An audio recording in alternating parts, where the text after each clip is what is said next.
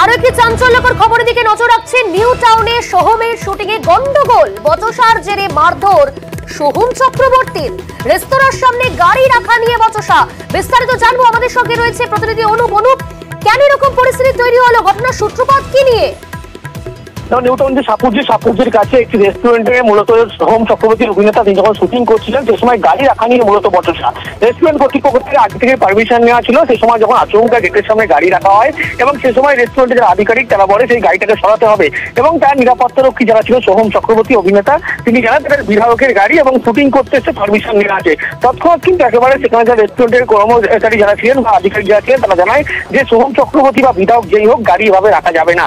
এরপরেই সোহম চক্রবর্তীর অভিযোগ, যখন উত্তেজনা পরিস্থিতি তৈরি হয় সেটা মিছিল তিনি নিচে নেমে আসেন, সেই সময় তাকে গালিগালাজ করে রেস্টুরেন্টের কর্তৃপক্ষ এমনকি অভিষেক বন্দ্যোপাধ্যায়কে গালিগালাজ বাজে কথা বলা হয়, গালিগালাজ করা হয় বলে এমনটা অভিযোগ।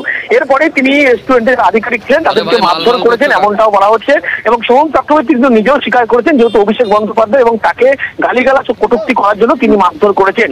এই ঘটনায় টেকনিশিয়ান থানায় পুলিশকে গোটা বিষয়টি জানানো হয়েছে। ঘটনাস্থলে পুলিশ পৌঁছেছে, রেস্টুরেন্টের একজন আধিকারিক সহ একজন কর্মী দুজনকে ইতিমধ্যে আটক করে জিজ্ঞাসাবাদ করা হচ্ছে এবং কি ঘটনা ঘটেছে পুলিশের পক্ষ থেকে ফুটেজ খতিয়ে দেখা হচ্ছে। আরো আপডেট নেব অনুপ, ধন্যবাদ তোমাকে। শর্টটা হয়ে যাওয়ার পর আমি নিচে আসি, কী হয় জিজ্ঞেস করি এবং দুম করে এরকম পুলিশ স্টাফ অন ডিউটি যারা রয়েছে তাদের গায়ে হাত এবং এরকম একটা হটকারিতার সিচুয়েশন। দাদা আপনি নাকি তাকে মারধর করলেন, মালিককে এমনটাই বললো তিনি? হ্যাঁ সে তো করেছি, মোটামুটি করেছি, দুটো চারটে চর মেরেছিল, দোকানটা ধাক্কা মেরেছি, করেছি। লোকাল থানায় জানিয়েছি, অফিসাররা এসেছিল, তাদেরকে নিয়ে গিয়ে তারা ইনভেস্টিগেট করবে।